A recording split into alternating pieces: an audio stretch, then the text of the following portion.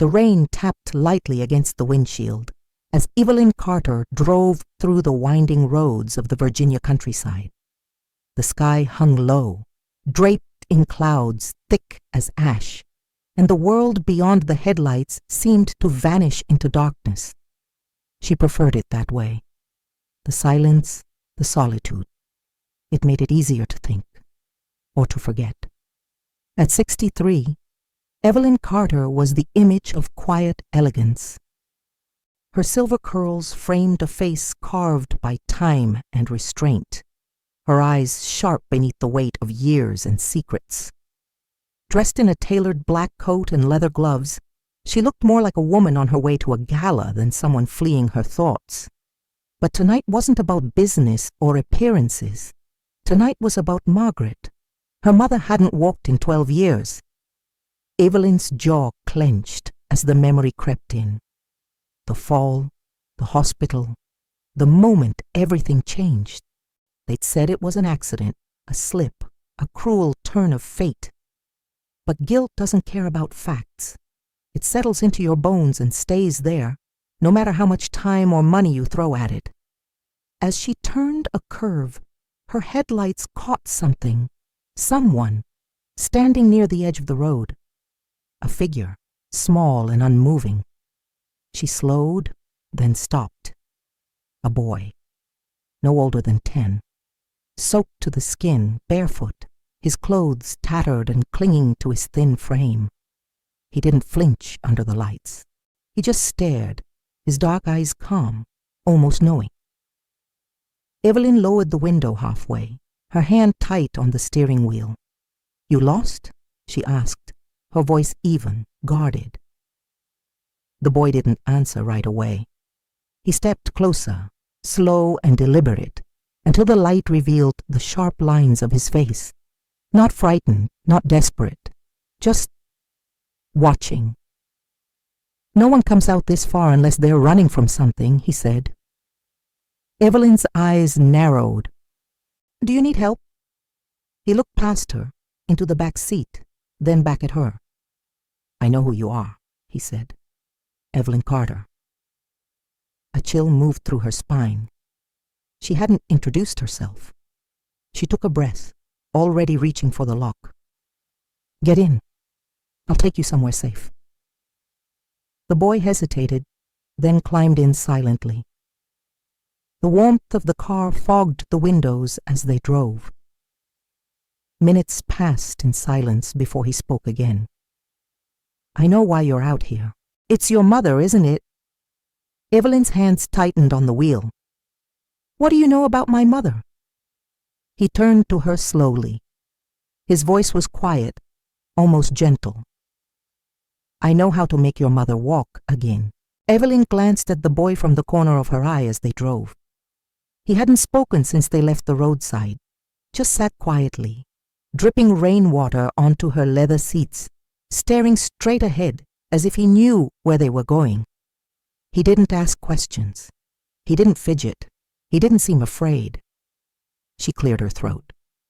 "You got a name?" A pause. "Ethan." Simple, no surname, no hesitation. "Well, Ethan, where were you headed out there?" He shrugged. "Didn't really have a place." She nodded slowly, watching the road twist ahead of them. "There's a shelter in the next town. They'll have dry clothes, food, a bed." "I'm not going to the shelter." Her brow furrowed. "Excuse me?" "I'm not going to the shelter," he repeated, this time more certain. "You didn't stop because you wanted to drop me off somewhere. You stopped because I was waiting for you." She gave a humorless laugh. "I stopped because I almost hit you." He turned to face her finally. His gaze was sharp, not the kind of sharp that comes from anger or fear, but the kind that makes you feel seen in a way you didn't ask for. "You were thinking about her, your mother. That's why you missed the turn."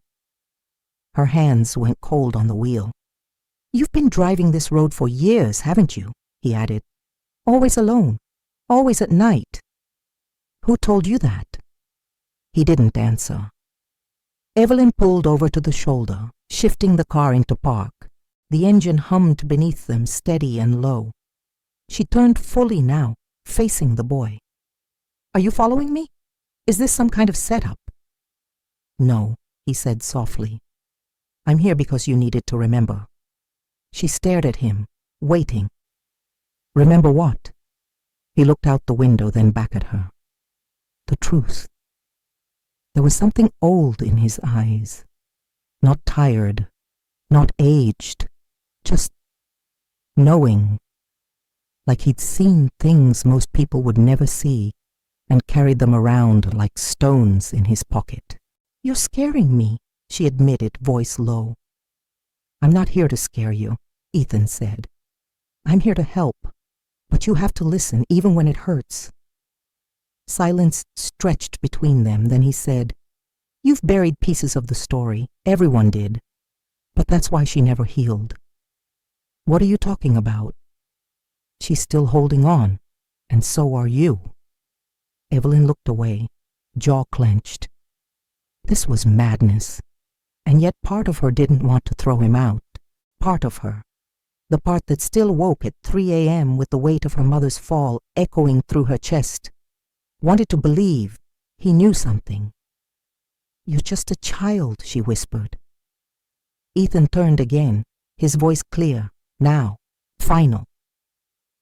"Your mother's name is Margaret Carter, born in Savannah, Georgia. 85. Broke her spine 12 years ago. You still have the photo from the hospital in your glove compartment." Her breath caught. She hadn't said any of that, and no one had ever seen that photo but her. The car moved again, slow and steady, cutting through the darkness like a whisper. Evelyn didn't speak, neither did Ethan. The road unspooled ahead of them in silence, but inside the car, thoughts clashed loudly behind her composed expression. She kept her eyes fixed on the lines in the pavement, her grip on the steering wheel tight enough to leave marks on the leather. He shouldn't know any of that.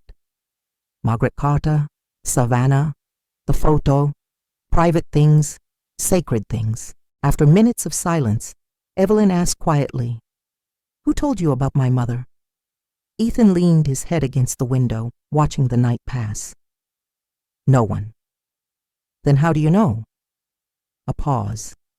"I just do." "That's not an answer." "It's the only one I have right now." Her lips pressed into a thin line. Evelyn wasn't a woman easily shaken. Not in boardrooms, not in courtrooms, not in life. But this child, this stranger, with a rain-soaked clothes and impossible knowledge, had managed to touch something buried so deep she'd forgotten it had a name. She reached over and turned off the GPS screen. She didn't need it. This road led straight back to the estate. "Do you believe in memory?" Ethan asked. She blinked. "What kind of question is that?" "The kind people don't like to answer." "I believe in facts, evidence." "Facts can be edited, memories can't." Evelyn let out a slow breath. "And you remember what exactly? A life you never lived?" "No," he said. "I remember what others won't, or what they've chosen to forget." She glanced at him again. He looked small in her car, too thin, too calm, but nothing about him felt childlike. "Ethan," she said carefully, "are you trying to blackmail me?" He turned to her, surprised, not offended, just quietly amused. "If I were, would you still be driving me to your house?" She didn't answer. Maybe she didn't want to. They passed the old iron gate at the edge of her property. It creaked open with a press of a button, as it always did. Motion lights flicked on across the front of the mansion, tall, wide, and as lonely as she felt inside it. Evelyn parked the car near the front steps. Before she could speak again, Ethan said, "I don't need anything from you. I'm not here for money." "Then what are you here for?" He looked straight at her, eyes steady. "To give you a chance." "A chance for what?" "To stop lying to yourself." Her heart skipped. "You think you've hidden it well," he said. "But guilt shows. In the way you flinch when your mother calls your name. In the way you avoid that hallway upstairs. In the way you sleep with the lights on, even when no one's around to see." Evelyn opened the door abruptly. "Out! Now!" Ethan stepped out calmly, not arguing, not resisting.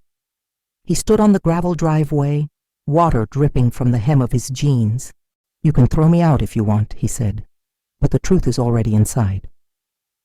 He looked up at the mansion, then back at her. "She's still awake, by the way. Your mother. She knows I'm here." And with that, he walked up the steps as if he belonged there. Evelyn didn't move. Her hands trembled slightly at her sides. She had invited something in, not just a boy, but a weight, a key. And she wasn't sure if it would open a door or a wound. The front door clicked open with the familiar weight Evelyn knew by heart. Inside, the mansion greeted her with silence, not peaceful, but hollow. The high ceilings and polished floors echoed faintly beneath her heels, while Ethan's bare feet made no sound at all. Julia was already in the foyer. She stood at the base of the staircase, wearing her pale blue uniform, arms folded across her chest. Her expression was unreadable, but her eyes, sharp, alert, landed on the boy immediately. "Who is this?" she asked without greeting. Evelyn closed the door behind them. "This is Ethan. He'll be staying the night." Julia's gaze didn't shift. "He's wet. He needs a bath, and shoes, and an explanation." Evelyn exhaled. "I'll take care of it." Julia didn't move. "Does he know whose house this is?" "I think he knows more than he should." Ethan stepped forward, calm as ever. "It's a beautiful place," he said, "but it's colder than I expected." That made Julia blink. Not at the words, at the tone. Too steady, too adult. "What are you doing here?" she asked him directly. "Trying to help," Ethan said simply. "With what?" He looked past her toward the hallway that led to Margaret's wing of the house. "She's not asleep," he said. "Is she?" Julia's lips tightened. She didn't answer. Evelyn turned to her. "It's all right. I'll handle it from here." Julia hesitated, then walked away, but not before offering Evelyn a look she rarely used, concern edged with something else. Fear, maybe, or intuition. Alone again, Evelyn looked at Ethan. "You've never been here before," she said. He tilted his head. "Not like this." She frowned. "What does that mean?" But he was already walking down the hall, feet silent against the marble floor, his steps steady, deliberate, as if he knew exactly where to go. Evelyn followed. At the end of the corridor, the door to Margaret's room stood slightly ajar. Warm lamplight spilled through the crack. The scent of lavender lingered in the air, faint but familiar. Evelyn froze at the threshold. Ethan didn't knock. He stepped inside. Margaret sat upright in her chair by the window, her silver hair tucked neatly beneath a silk scarf. Her eyes were open, clear and soft. When she saw him, she didn't startle. She smiled, as if she recognized him. Evelyn stepped in behind him. "Mother?" Margaret didn't look away from Ethan. "I wondered when you'd come." Evelyn stared between them. "You know him?" Margaret reached out a trembling hand, not to Evelyn, but to Ethan. "It's been so long," she said. The boy took her hand gently. "Not as long as it felt." Evelyn felt something shift in her chest, something heavy and unfamiliar. She opened her mouth to speak, but the words wouldn't come. Margaret looked up at her daughter with quiet calm. "He belongs here." Evelyn shook her head. "How can you say that? You don't even know who he is." Margaret smiled faintly. "Don't I?" Ethan turned then, his eyes meeting Evelyn's again. This time, his voice was softer, lower. Some things don't need to be remembered to be real. Evelyn stepped back, breath catching. She had brought him into her house, but maybe he had been coming all along. Evelyn didn't sleep that night. She sat in the armchair of her private study, one leg crossed over the other, a silk robe draped loosely over her shoulders. The fireplace burned low, casting shadows along the bookshelves and framed portraits. But she wasn't looking at any of them. Her mind was down the hall, in her mother's room, with him. She hadn't asked Ethan to stay. She hadn't told him to leave either.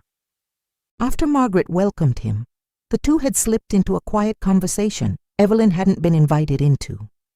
She'd stood there, frozen, until her presence felt intrusive. Eventually, she left. But sleep wouldn't come. Not with those images running through her mind. Her mother reaching for him like he was family. Or worse, memory. At just past 2 a.m., Evelyn rose. She moved through the quiet corridors of the mansion, barefoot on cold tile. The hallway to Margaret's room seemed longer than usual. Each step felt uncertain, like she was approaching something she wasn't ready to know. The door was slightly open again. Inside, Margaret sat by the window, wrapped in a shawl. Ethan was beside her, seated calmly on the floor like a child at story time. His posture was relaxed, but Evelyn noticed something strange in the way he leaned toward her mother, not just listening but drawing something out. They didn't see her. She stood just beyond the door, hidden in the shadowed hallway, listening. "I remember the lake," Ethan was saying. "The wooden dock. You used to sit there every morning before breakfast." Margaret gave a soft hum. It was the only time the house felt quiet. Evelyn felt the sting of that remark. "But it wasn't quiet that day," Ethan continued. "That morning, when it happened." Margaret stiffened slightly. "You were angry," he said. "You'd had an argument. You told her to leave you alone." Margaret's hands folded in her lap. "I didn't mean what I said." "I know," Ethan said gently. "But she wasn't the one who pushed you, was she?" Evelyn's breath stopped. Margaret didn't speak right away. Then in a whisper so soft it barely reached the door, "No, she didn't push me." Evelyn pressed a hand to the doorframe for balance. Margaret exhaled. "I never said anything because it wouldn't have mattered. People only hear what they want." "She still blames herself," Ethan said. "I know. She always will unless you tell her." "I can't. Not now. Not after all this time." Evelyn took a step back, heart racing. Her throat felt dry. She turned and walked away without a sound, her own breath now louder in her ears than anything they had said. Down the hallway, past the rooms that no longer mattered, past the memories she tried to silence with charity and marble and silence. She reached her room and shut the door behind her, locking it like a child. Her hands trembled. What had she just heard? Her entire life had been shaped by the belief that she had failed, that her absence, her coldness, her guilt had somehow caused the fall. And now, a stranger, a boy, was peeling back the edges of a truth she had never dared question. If her mother hadn't fallen, if her mother had been pushed, then someone else had stolen 12 years from them both. And Evelyn Carter was no longer just haunted. She was angry. Morning came, but the house remained dim. Clouds hung over the estate like a veil, turning the rooms gray and quiet. Evelyn stood in the conservatory, a mug of untouched tea cooling in her hands. The glass walls let in the soft light, but it felt distant, like she was standing beneath water, watching the surface from below. She hadn't spoken to Margaret since the night before. She hadn't spoken to Ethan at all. And yet, both voices still echoed in her head. She didn't fall. She was pushed. Evelyn didn't know what to believe. Or worse, she did, and it was unraveling her. The sound of footsteps pulled her out of thought. Ethan entered the conservatory without hesitation, holding something wrapped in an old cloth. It looked worn, stained with age. He carried it carefully as if it were alive. Evelyn's eyes dropped to it. "What is that?" "A memory," he said. She didn't move. He walked to the low marble table between them and unwrapped the cloth slowly. Inside was a small gold locket, dull with time, the chain frayed in places, the hinge slightly bent. Evelyn's breath caught. She knew that locket. Her voice came out hollow. "Where did you get this?" "You gave it to her," Ethan said. "Years ago. Your mother used to wear it every day." "I haven't seen that locket since before the accident," she whispered. Ethan nodded. "That's because someone took it off her neck before the ambulance arrived." Evelyn stared at him. "What are you saying?" "There was no record of it at the hospital. It wasn't logged with her things. You assumed it got lost during transport." "I did more than assume. I looked for it. I asked." Her voice shook now. "They said nothing was found." "Because someone didn't want it found." Evelyn stepped forward and picked up the locket with trembling hands. Her thumb brushed the engraving on the back, an old-fashioned M intertwined with a C. She opened it. Inside, 2 tiny photos, one of her as a child, one of her father. Her eyes stung. "This was my mother's favorite thing in the world," she said quietly. Ethan studied her. "Do you remember the day before the accident?" Evelyn looked up slowly. "You had an argument," he said. "Not with her. With someone else, in this house." A flash, a voice, raised, male. Something about paperwork, about legacy, about secrets. Her hand went to her temple. She shook her head. "That was years ago. You told him to leave. He didn't. He went upstairs." She followed. Evelyn's eyes widened. She remembered the sound of her mother's voice calling down from the landing, the thud, the silence that followed. For years she had believed her mother fell. For years she believed she wasn't there in time. But what if she had been misled? "What are you trying to say, Ethan?" He didn't blink. "You think your guilt is the punishment, but the truth is worse than guilt." She sat down slowly, the locket still in her hand. "Who are you?" she whispered. Ethan sat across from her, folding his hands neatly in his lap. "Someone who's seen what you've chosen to forget." Evelyn stared at the locket and at the reflection of herself in the glass of the conservatory. A woman shaped by absence, by silence, and now, maybe, by betrayal. Someone in this house had lied to her, and maybe they still were. The kitchen was the only place in the house that felt remotely alive. The scent of warm bread and fresh coffee lingered, soft jazz hummed low from the old radio by the window, and sunlight filtered through the curtains in quiet gold. Evelyn sat at the long oak table, nursing a cup of coffee that had long gone cold. Her fingers tapped against the ceramic. Her mind wasn't in the room. Julia stood at the sink, drying a dish. Her silence was heavier than any lecture. "Say what you need to say," Evelyn finally muttered. Julia turned around slowly, towel in hand. "I've worked for this family for over 20 years. I've seen your worst days, Evelyn. I've never questioned your judgment." Evelyn looked up. "Until now." "I don't know who that boy is, but I know something's off. He walks through this house like he's lived here before. He speaks to your mother like they've known each other for years. That doesn't scare you?" Evelyn didn't answer. Julia moved closer. "Margaret hasn't smiled like that in over a decade, not even with you." The words landed harder than Julia intended, but she didn't take them back. "Did you hear what she called him last night?" she continued. "My little one. That's what she used to call your brother when he was small." Evelyn froze. "Don't. I'm just saying, I said don't. Her voice cracked like glass. We don't talk about him. Julia stepped back. Evelyn, whatever this is, whatever's happening, you need to take control of it before it takes control of you. There was a knock at the kitchen door. Richard stepped in, still in his driver's jacket, cap in hand. Sorry to interrupt, he said. Evelyn looked up, grateful for the shift in weight. What is it, Richard?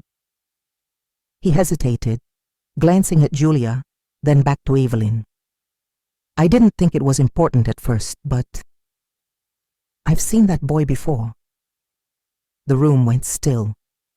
When? Evelyn asked. 3 days ago, early morning. He was standing at the gate. Didn't say anything. Just stared. I thought he was lost, but when I came back around, he was gone. Why didn't you tell me? Richard looked uneasy. I thought maybe he was a neighbor's kid, or just passing through. But now, I don't know. Something about him. It's like he was waiting. Julia crossed her arms. So he planned this? Evelyn rose from her chair. He didn't just wander onto the road. No, ma'am, Richard said. I think he wanted to be found. The words hung in the air. Julia looked between them. And you're still letting him sleep under your roof? Evelyn took a deep breath, then spoke without looking at either of them. I'm not letting him. I need him here. Julia stepped forward, voice lower now. Need him for what? Evelyn's voice was quiet. To tell me what no one else has had the courage to say. A pause. Then Julia said, or what you've refused to hear. They stood in silence for a long moment. Richard cleared his throat. Do you want me to keep an eye on him? Evelyn shook her head. No. Let him move as he wants. If he's here for the truth, I'm ready to hear it. She left the room. Julia turned to Richard. This won't end well. Richard looked toward the hallway. No, he said, it's already begun. The storm returned that evening. Rain pattered softly against the windows, but inside the mansion the air was still. Evelyn stood in the grand sitting room staring at the fireplace, though it hadn't been lit. She held a glass of wine she hadn't touched. She heard him enter before she saw him. Ethan walked in like he belonged, not arrogantly but naturally. He sat in the armchair across from her, legs tucked beneath him. No invitation, no permission, just presence. Evelyn didn't look at him. You've been quiet today. So have you. She took a long breath. What do you want from me, Ethan? He leaned back in the chair, hands folded. I want the truth. She turned to him now sharply. You think I haven't been telling the truth? I've given you shelter. I've listened to every impossible word you've said. I didn't say you lied, he interrupted. I said you've hidden the truth, even from yourself. She stared at him, eyes cold. You're a child. I'm what you needed, he said, whether you like it or not. Silence settled again. Ethan stood and walked slowly toward the bookshelf. He ran his fingers across the spines of old hardcovers, volumes collected for aesthetics, not meaning. Evelyn watched him like one watches a flame, warily, unwilling to get too close. You want your mother to walk again, he said. You want to see her healed. But healing doesn't happen without cost. Evelyn's voice was tight. Don't make promises you can't keep. I'm not promising, he said. I'm offering a bargain. She laughed once, cold, dry. What could you possibly bargain with? He turned to her. You tell her what really happened that night. You tell her what you've been hiding all these years. You say it out loud, to her face.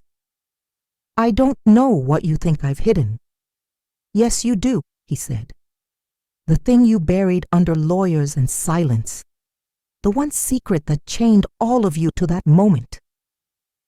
Evelyn looked away. Her jaw clenched. Ethan stepped closer. If you don't say it, she'll never forgive you. Not fully. She might smile. She might laugh. But she'll never let go of what's holding her down. You think this is my fault? I think you know who pushed her. The room went quiet. Evelyn gripped the edge of the table, her voice low. If I speak it, it will ruin lives. Ethan nodded. It already did. She turned slowly to face him, something sharp rising in her chest. Fear, grief, rage. She couldn't tell which. And if I say it, then what? Ethan's eyes didn't waver. Then your mother will walk again. Evelyn stared at him, not as a child, not as a stranger, but as something else. She didn't believe in miracles. She didn't believe in magic, but she believed in guilt, and she believed in consequence.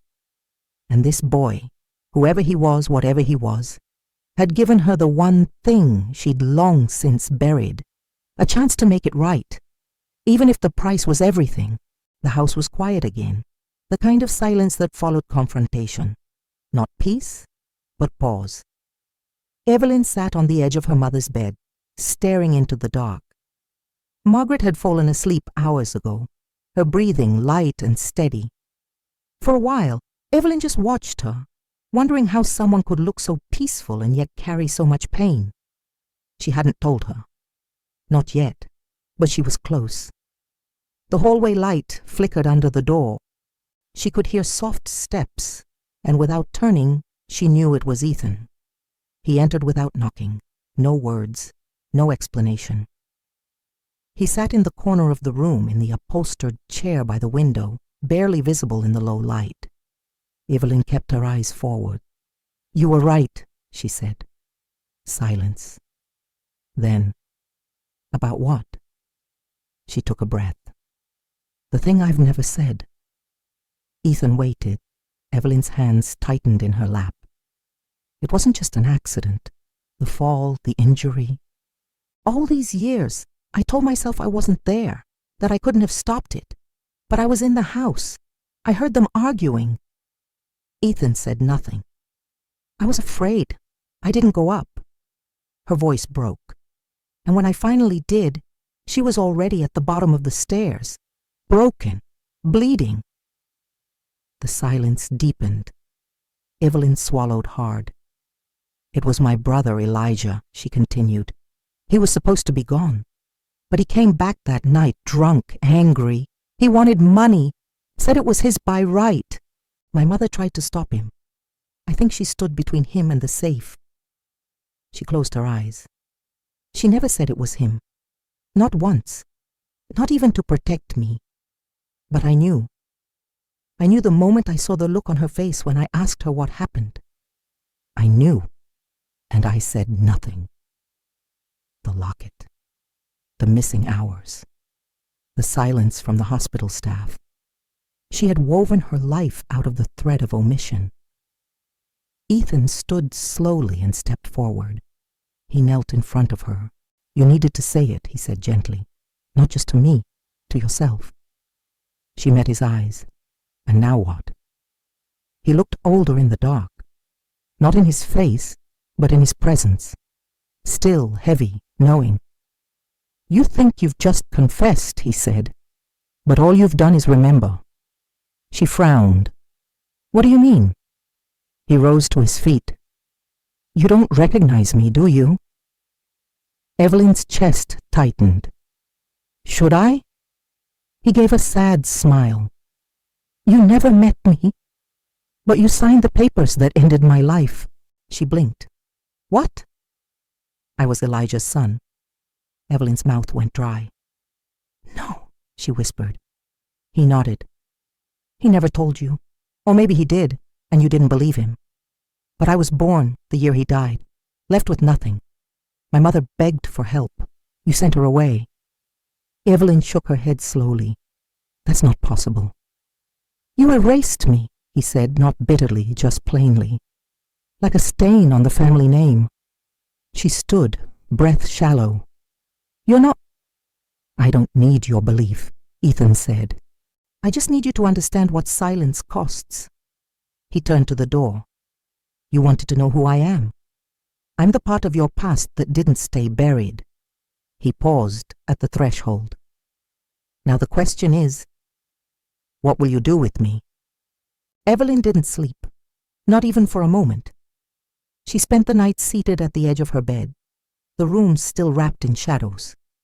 Morning arrived without light, only a heavy gray sky pressing against the windows, as if the house itself refused to breathe.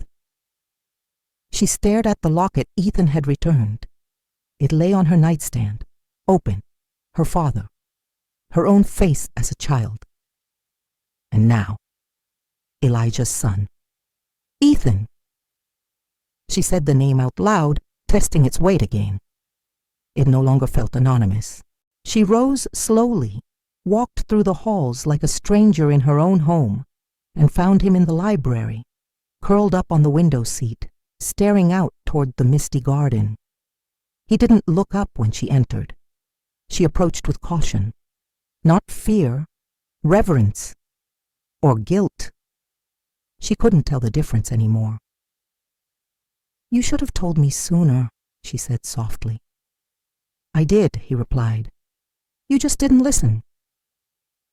Evelyn sat down across from him, but he kept his gaze fixed on the garden. I didn't know Elijah had a child. He didn't tell you, I know that, Ethan said. But he tried, before he died. You don't remember him. I remember my mother crying over someone who never came back. A pause. I remember hunger, silence, questions with no answers. Evelyn folded her hands. I didn't know she came to us, that she asked for help. She came twice. The first time a lawyer turned her away. The second time, you did. Evelyn flinched. That was a different life. Ethan turned to her slowly. But you're still living in it. The words struck deeper than she expected. I never wanted this, she said. The guilt, the lies, the shame. But I had to protect what was left of this family. He nodded, and I'm what was left. Silence. Then Ethan reached into his coat pocket and pulled out a folded letter. Old, faded, the paper yellowed around the edges. He handed it to her. I found this among my mother's things after she passed. Evelyn unfolded the paper. It was a letter, in her own handwriting. Miss Walker, we regret to inform you that the Carter family cannot assume responsibility for... She stopped reading. Tears blurred the page. I wrote this, she whispered. Ethan nodded. You signed it, with the family crest. I didn't even remember. You weren't supposed to, he said gently. For you, it was just another letter. Evelyn stared at the words she had once sent out with no thought of the person who would receive them. And now, that person's son sat across from her. She met his eyes. I can't erase what I did, she said, but I can take responsibility. I can do something now. For you. Ethan didn't smile. He didn't soften. What would that look like? He asked. Another check? Another quiet favor to make yourself feel better? No, she said firmly. Something real. Something public. You're a Carter, and the world should know. He blinked, unsure if she meant it. But then she added, I'm ready to carry the consequences of our blood. A long silence stretched between them. Then Ethan spoke, slowly, almost cautiously. Your mother. She's waiting. Evelyn stood, the letter still in her hands. This wasn't just about Ethan anymore. It was about restoring what her silence had stolen. From her mother, from a child, and from herself. The sky was still pale when Evelyn stepped into the garden. Dew clung to the petals of the roses her mother once planted, and the stone path glistened faintly under the light of early dawn. The cold touched her face, but she welcomed it. It kept her alert, honest. Ethan was already there, sitting on the edge of the stone fountain. He turned as she approached, but said nothing. Evelyn sat beside him. For a long time, they simply listened to the quiet together. No accusations, no defenses.